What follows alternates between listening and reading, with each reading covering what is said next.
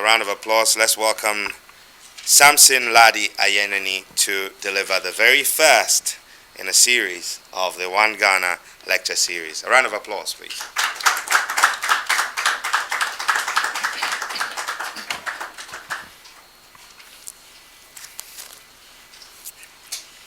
Thank you, Inshira, and thank you, the OneGhana movement, for the honor done me to be the one to present the first lecture in the series, intending to provoke our conscience and to get us to do right.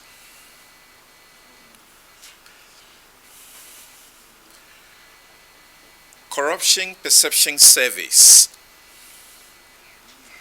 have and continue to point to an ever-growing criminal industry in public office in Ghana.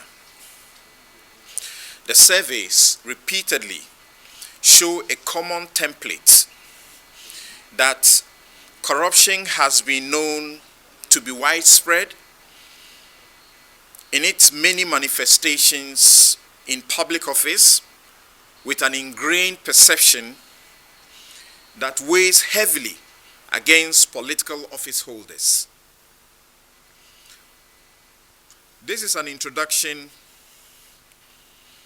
I have only tweaked slightly from a presentation I made in June 2015 to stakeholders while consulting for the Ghana Integrity Initiative under the platform Accountable Democratic Institutions and Systems Strengthening (ADIS) project, in which I reviewed to identify for advocacy for reforms gaps in Ghana's anti-corruption laws. My point here is that introduction is still so very relevant, even without any changes to it. And I cannot be proud about that. This evening, I may be expected to tone down on the legal speak, but that's my area of comfort. I mean greater comfort, and where I can provide a unique perspective and contribution to the fight against corruption in Ghana. What I can assure you, though, is that except in a few critical situations, I will not be doing the usual change this law, change that law talk. I will illustrate some of the steps we have taken and leave you to answer if the fight has been a myth or not. Remember that the subject for discussion is whether the corruption fight has been a myth. I will share a dozen plus one ideas which, if implemented, will ensure the fight is never to be labeled as a myth within a short time. This will be the OneGhana movement and my contribution to serving God and country. A general and all-encompassing legal definition of corruption is that it is the misuse of entrusted power for private gain. But simple everyday English tells us corruption is nothing but thievery. Corrupt people are dishonest with what is entrusted to their care, so they steal what is for the collective benefit, for their private use. Grand or political corruption I suspect is your major interest. That may involve an individual public office holder, but he or she may not enjoy the proceeds of the crime alone. It is the reason you often wonder how a single individual can outmaneuver a fairly sophisticated legal and administrative procurement and financial regime to pocket millions of dollars meant for a national project. You do not have to think far for examples of what the Supreme Court accurately labeled as, quote, a brigade set up to create, loot, and share, unquote. Yes, apart from inflating project costs, they commission ghost projects and direct millions of dollars of borrowed money into them for themselves, including to build a war chest for the next elections. The same people who do not and cannot account for their campaign funds superintend over the corruption fight. I am not unaware of the fact that there are good and God-fearing people in politics and in public office. But I know enough to know that many of them cannot explain the source of their overnight wealth. Shraj and the OSP have just confirmed that a man appointed to protect the public purse and whose private bank account held only about 40,000 Ghana cedis made in excess of 45 million, this time not thousand, 45 million Ghana cedis in 3 years. What wickedness is this to the poor taxpayer? Yet, this criminal conduct finds support and defense against the poor journalist who uncovered this unforgivable sin. A media house is accused of serving an agenda other than assisting the president succeed in the effort. If there was one thing constant about the multimedia group, I am excited to note that is the tag regime changes. In 2016, it was tagged regime changes. In 2020, it is presently being tagged regime changes for simply doing one thing: being fearless and independent about the corruption fight. When a physician in a public health facility demands cash from a poor, confused, traumatized victim of rape or defilement before conducting the most fundamental test required for successful prosecution, that is corruption. This medical officer is hired and paid by the state.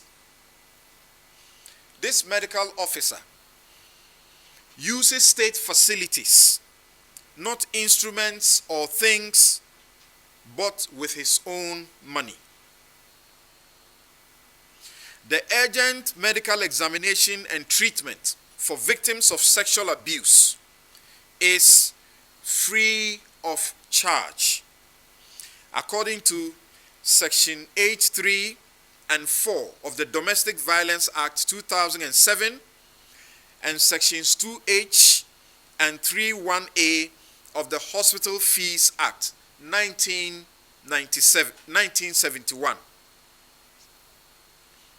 The laws command that this must be done, quote, free of charge, end quote.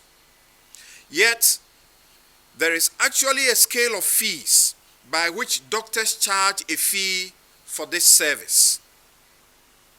The state, which has the responsibility to enforce compliance of the laws, has been asleep since 1971. The law it made in 2007 still has not woken it up. I know you call this petty corruption. As you expect me to talk about the grand corruption. But think about the consequences of the failure to successfully prosecute perpetrators of these sexual crimes. You do not want such depraved minds to lurk around your community for their next victim, and that could be your mother, your wife, sister, or daughter. The NDC declares it will pass a law to prohibit what is already prohibited, the illegal fees. This is no small act of corruption. Petty corruption that is not punished will birth the courage and skill to engage in grand corruption.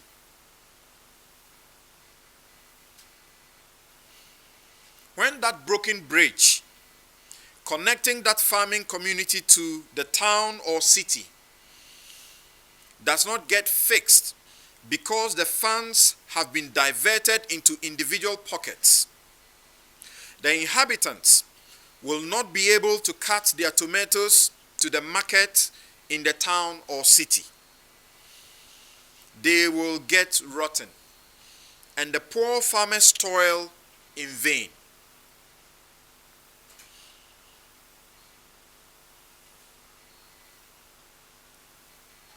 The pregnant mother will not be able to access the only health facility in town.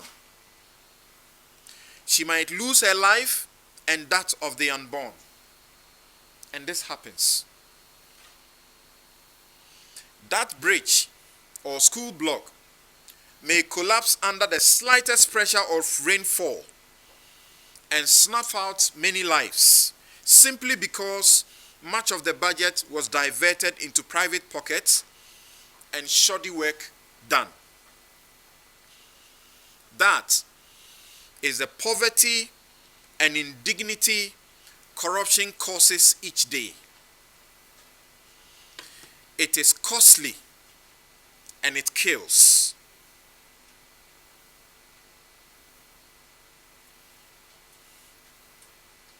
A casual glance at any of the Auditor General's reports released annually will reveal the unimaginable criminal high cost of corruption to the country. In the report for 2013, ministries, departments, and agencies could not account for over 450 million cedis. A total sum of about $1.1 billion, an amount in excess of the IMF bailouts of $912 million we sought in that year.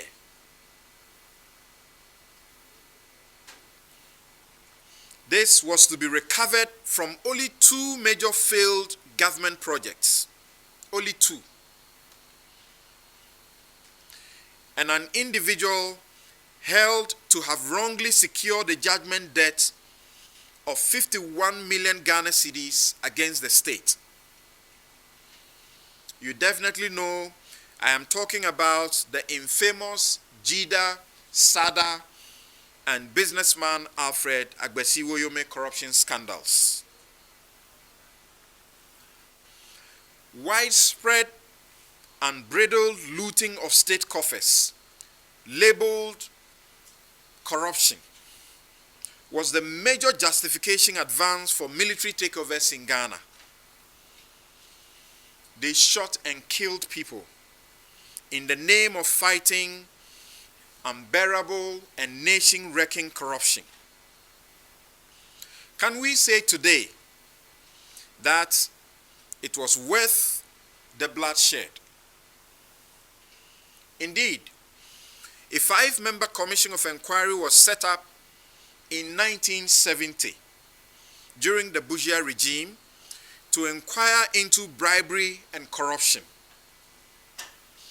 The Justice P.D. Enin Commission Report, Volume 1, 1974, Paragraph 4, states that it was mandated to study the area, prevalence, and methods of bribery and corruption in Ghanaian society, and whether there were factors in society which contributed to this practice.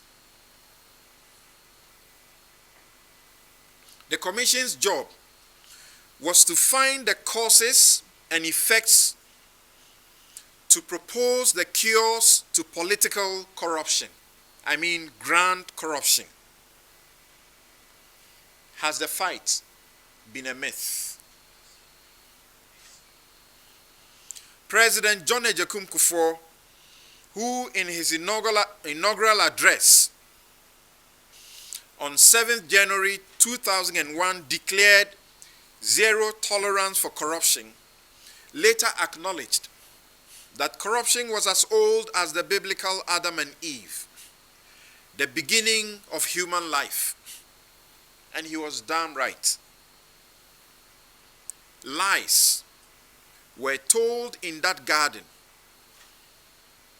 and corruption is no more than a lying act or habit. Stealing, taking what does not belong to you. President John Dramani Mahama, in his first year anniversary press interaction on 7th January 2014, labeled corruption as a crime of mass murder. And he was absolutely right. Look beyond the facts of my story about the farmer toiling in vain and the pregnant mother dying because of the corruption that produced the shoddy bridge that collapsed. The corruption produced roads that get washed away with the rain and have to be fixed each year, have killed many people. The November 2012 Achimota multi-story Melcom building collapse got then Mayor Alfredo Kovandapoy publicly caused the arrest of a city inspector for being negligent. That huge commercial building stood there for many years, collapsed because of faulty construction. It did not have the necessary permit and no safety inspection. I doubt the story is different where you know about these incidents. Apart from the 12 people who lost their lives, I know others who lost their livelihoods. I have been providing pro bono legal services for one of them in court. Alhaji Jibril Adames retail furniture shop with its content was affected, and he has been out of business since. Has the fight been but a myth? In 2011, we introduced the National Anti-Corruption Action Plan, NACAP, intended to ensure interagency coordinated, all hands on deck approach for action and believed sufficient funding and sustained implementation will see dramatic reduction in corruption in Ghana by 2024. That's the life of that special action document. We are only 4 years away from the deadline, but NACAP's major strength was that it was to be directly integrated into national development planning, making the plan an integral part of the regular annual activities of public institutions, including the ministries, departments, and agencies. Has the fight been but a myth?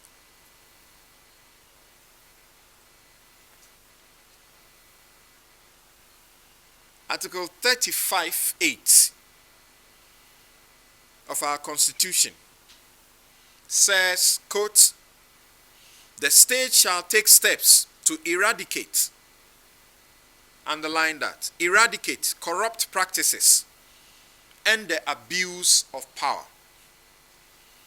Remember, the definition of corruption legally includes misuse of power for private gain. What a clear, unambiguous command to and duty imposed on the state to fight the canker of corruption. It is important to note the place of the above provision in the Constitution. It is to be found in Chapter 6, which contains the directive principles of state policy. The DPSPs centralize the collective will, hopes, and aspirations of citizens. All citizens, Parliament, the President, the Judiciary, the Council of State, Cabinet, political parties, and other bodies are to be guided by the DPSPs in their interpretation of the Constitution or any other law. The ideals in there are also to guide all mandatorily, quote, in taking and implementing any policy decisions for the establishment of a just and free society, unquote.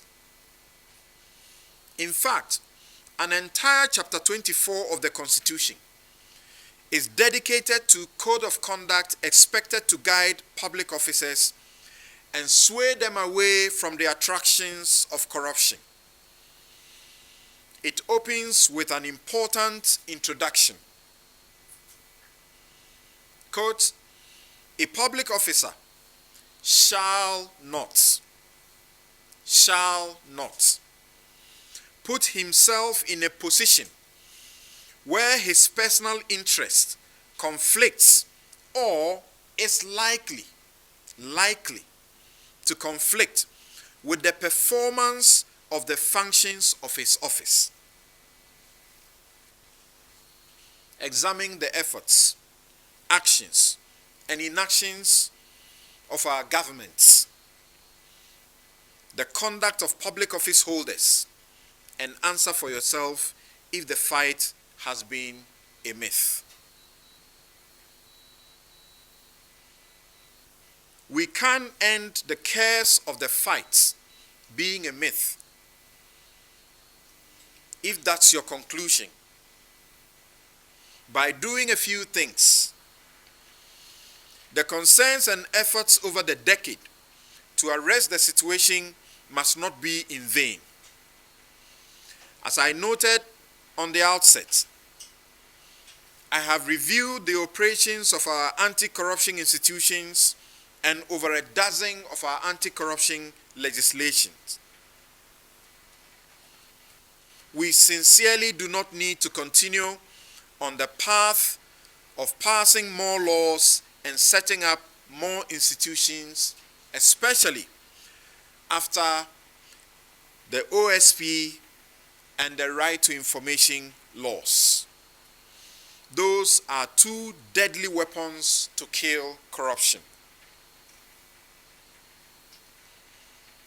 So I say the corruption fight will not achieve much if we don't do the following. 1. If the contracts protection law is not used to prosecute offenders. This is a scant but monstrous 6-sectioned, 1-page law crafted to exact high-quality execution of government-sponsored infrastructural contracts and service delivery. A violation, especially making fraudulent payments, attracts a refund of up to 3 times the value of the contract, plus a possible jail term of up to 10 years.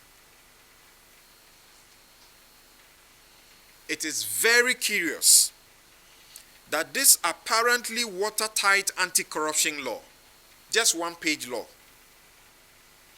with clear purpose to produce substantial deterrence, and in the event of successful prosecution under it, to recover punitively and deny a convict of any benefit of the proceeds of the crime, is not known to have been used since it was enacted in 1979.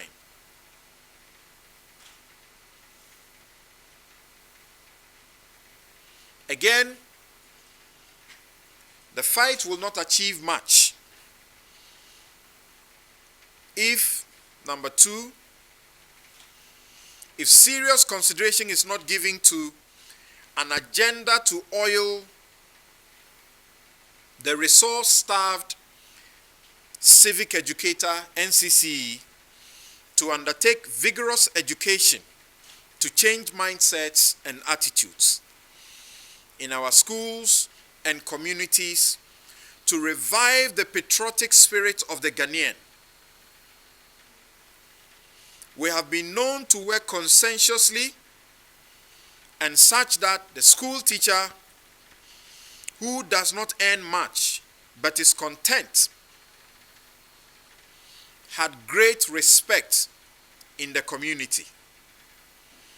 How did we come to glorify wealth above every virtue and without questioning the source of the wealth?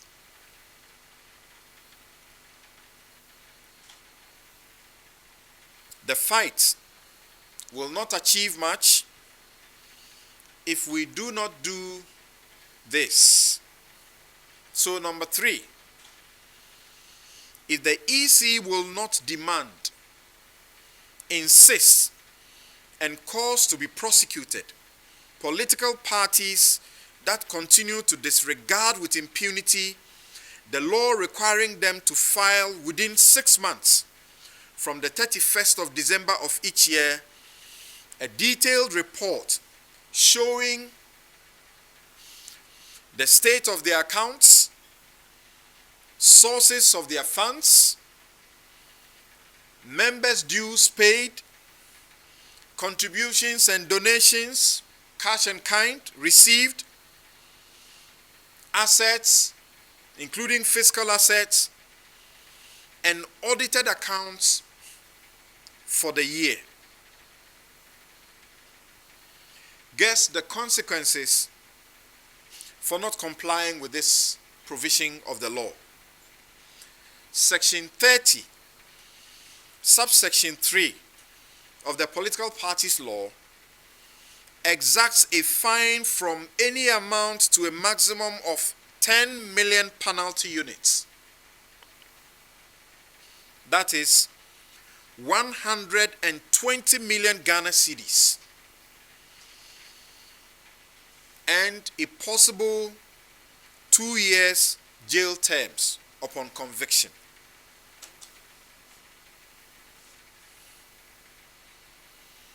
Again, the fight will not achieve much if, number 4, if Scourge is not adequately resourced and properly empowered to vigorously pursue and confiscate unexplained wealth from public office holders. By Article 286, Clause 4 of the Constitution, once you make a declaration of your property or assets upon assuming office, whatever assets you acquire afterwards, which is not attributed to income, your salary,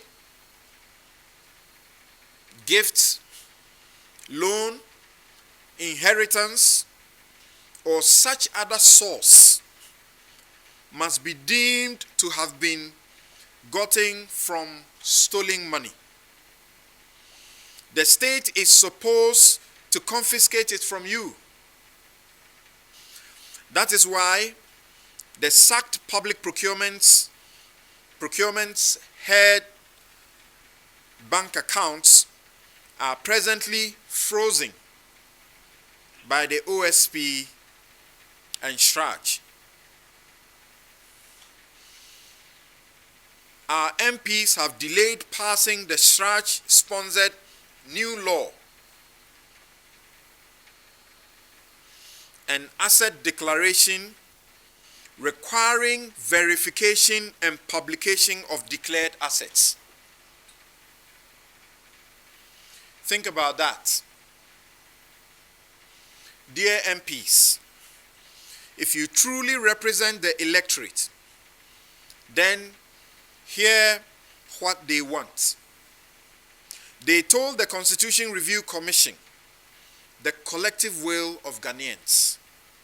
They said, thus, though the Constitution attempts to curb the menace of corruption through the asset declaration regime, the absence of compulsion and the lack of transparency in the exercise defeats the very purpose of the regime, unquote.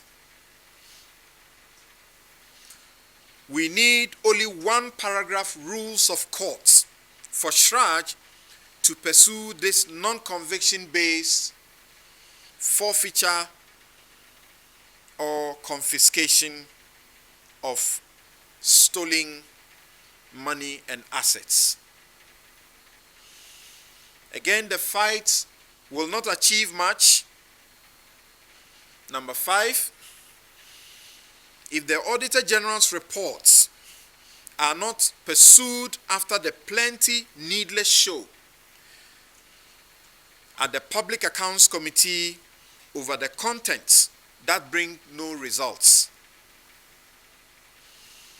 By Imani's calculation, about $3 billion was at stake in the 2016 report.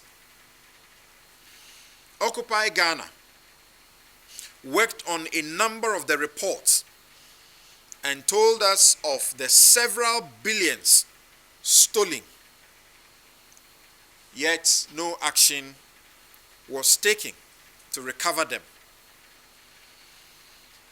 That is what compelled Occupy Ghana to sue the Attorney General in the Supreme Court, resulting in the Auditor General being empowered to issue surcharges and disallowances over expenditure if we were not prosecuting to recover the stolen money.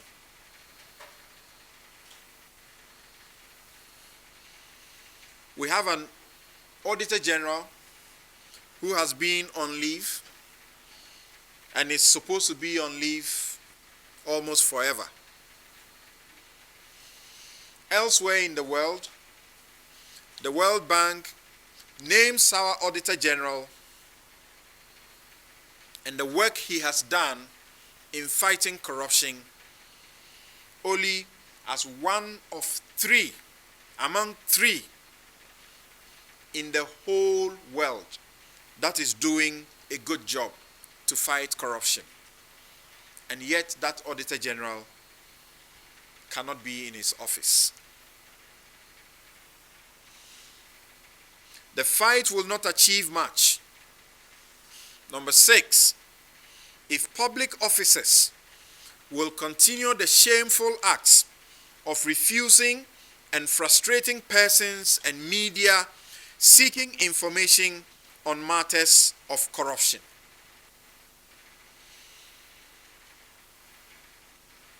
The right to information law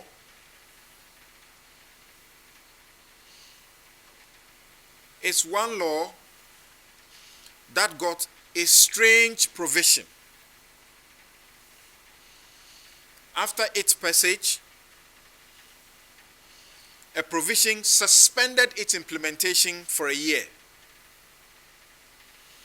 We were made to understand that by the time we were done with the year, we would have mobilized what was necessary to get it into action.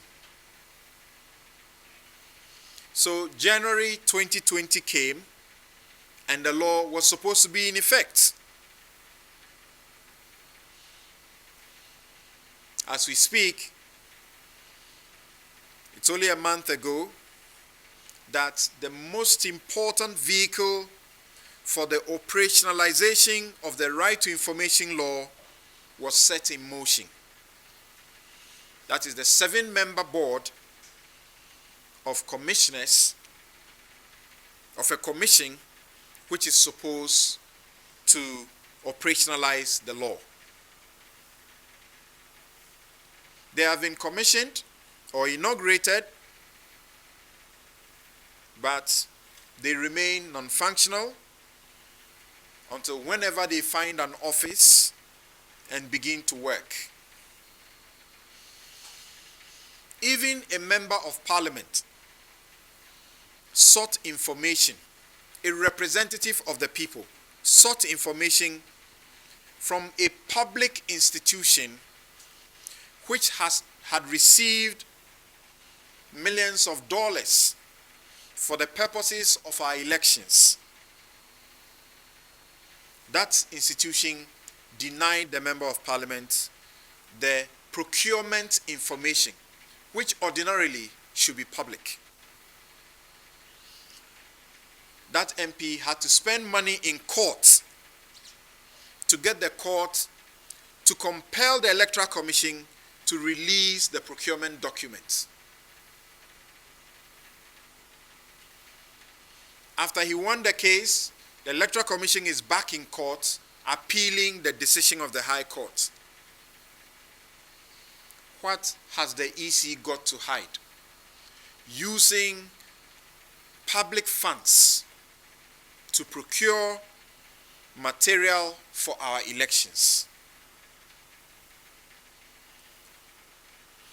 I know many other people, including Manasseh Azuri-Awene, the Media Foundation for West Africa, who have made various applications for information and have been frustrated or denied by frustration. One institution required the Media Foundation for West Africa to pay 2,000 Ghana cedis for the information it was seeking. And yet, this information was contained in publication that organization had initially put on its website.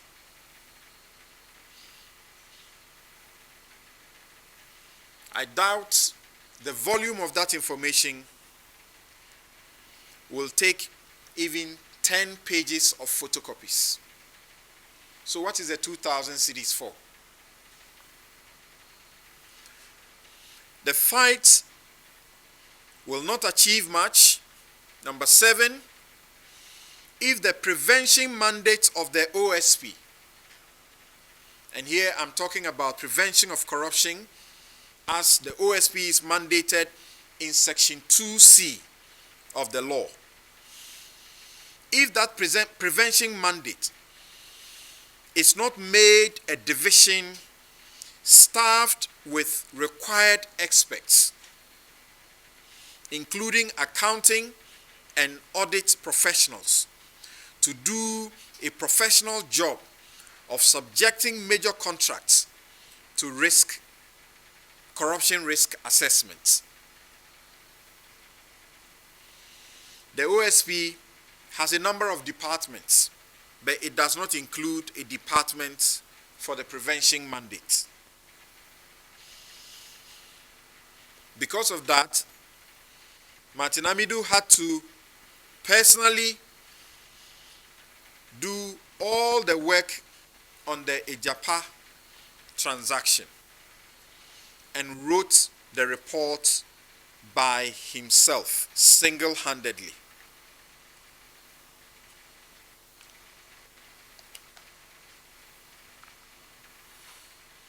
That report has many problems. It lacks a professional outlook, even though in substance is a veritable tool to unearthing the actual purpose of the Ejapa transaction. Once the OSP was activating his prevention mandate and performing an audit, he is clearly out of order in not allowing for comments or inputs. That is a standard audit practice. The word audit actually originates from the word, which Latin word, which translates to include listening or hear. There's no point shutting the stable doors after the horse has bolted. If we don't get deliberate presidential action or posture discouraging attacks by appointees and party followers on the OSP and media persons fighting corruption, we have a very long way to go. You would imagine that the OSP's report, irrespective of the problems it may contain, will attract professional considerations. Unfortunately, it's been turned into a political football. This does not augur well for corruption fighters. In the same OSP law, there is a novel provision. That's a second novel provision. So number 8, if we will achieve much, we need to concentrate on that provision also. We don't need new laws. That's basically my point.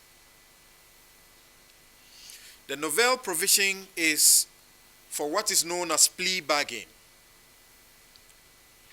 If people have done wrong, have stolen money and they've been caught, we are able to take the money from them without prosecuting them. You will ask, but why so? The best way to fight the underworld of corruption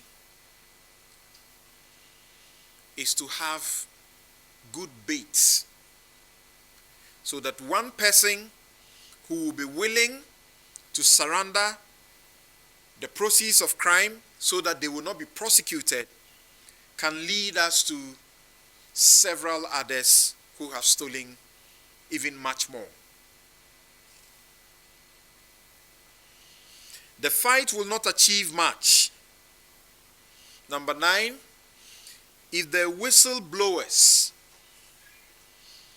per the Whistleblowers Act we passed in 2006, do not get the necessary attention.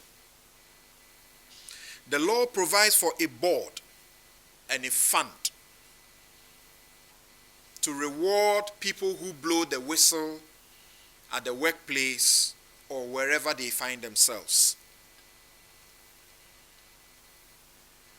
There is a non-functional board and the fund is not in existence.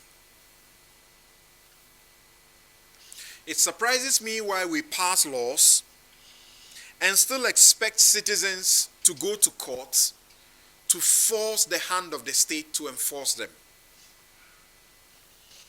After passing the domestic violence law in 2007, it only recently took Martin Pebu to go to the court and seek compelling orders, compelling the state to set up the Domestic Violence Victim Support Fund.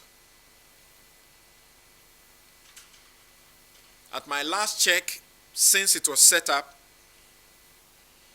it has not been able to gather beyond 50,000 cedis. And yet, this is a very important fund because a victim of domestic violence cannot continue to live on the benevolence of the perpetrator or the abuser. Can you imagine if Ghanaians were educated to know that the Whistleblowers Act, not only does it provide them protection in terms of security if they blew the whistle, and that this protection even extends to their family if they blew the whistle and their cover was blown, but that they stand to gain as much as 10% of what they help the state to uncover.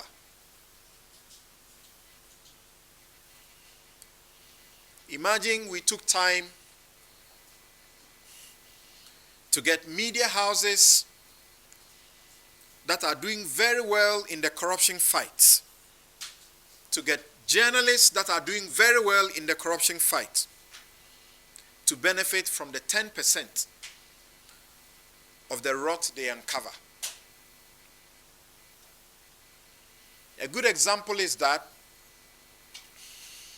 if the state successfully recovers from Anyenini Ejay the 40 million Ghana cedis that has accumulated in his accounts, which held about only 40,000 Ghana cedis at the start of his office. If 10% of that amount were to go to the journalists, you can be sure there will be more than sufficient motivation for the corruption fight, at least by the media.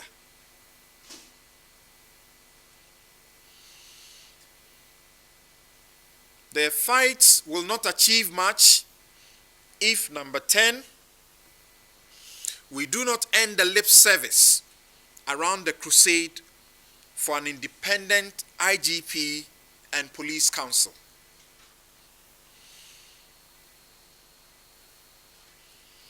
Again, the fight will not achieve much if we do not activate the Attorney General's power to appoint private lawyers to prosecute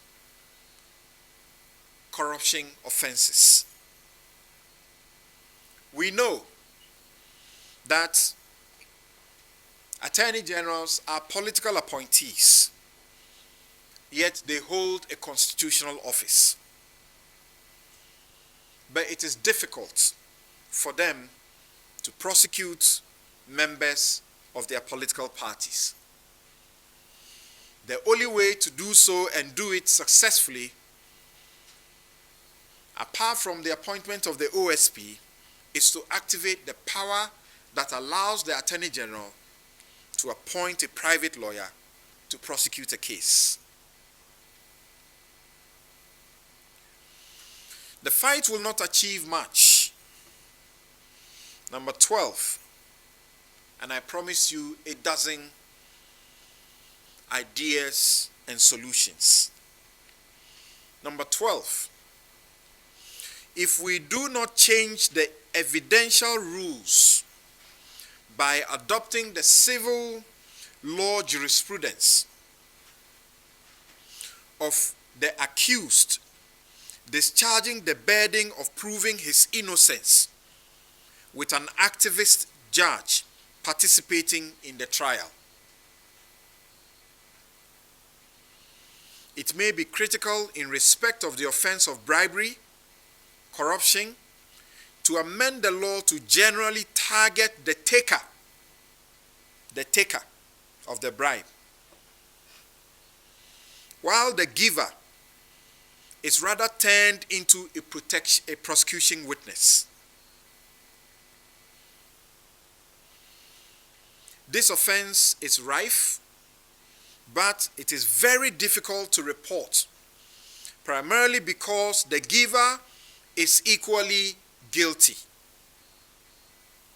It is no wonder then that at almost every public office and in some private offices also, officials demand the infamous brown envelope, facilitation, lunch, or whatever the bribe money is called, to provide the very services for which they are hired and paid each month by the taxpayer.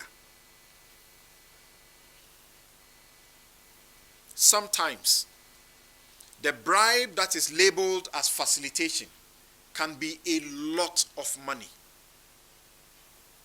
In fact, there have been situations where people have been awarded contracts, big contractors,